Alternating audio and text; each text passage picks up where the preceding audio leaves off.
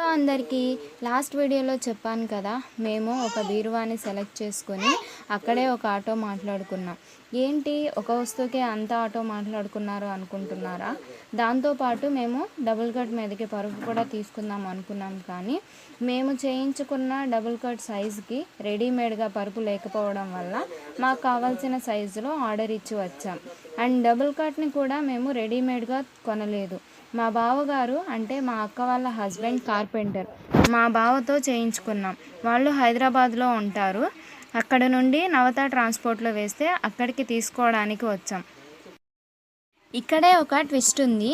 మొత్తం 5 ఐటమ్స్లో 4 వచ్చాయి, ఒకటి మిస్ అయింది.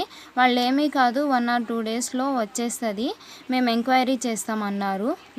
మిగిలిన 4 ఐటమ్స్ తీసుకుని మేము ఇంటికి వచ్చేసాము.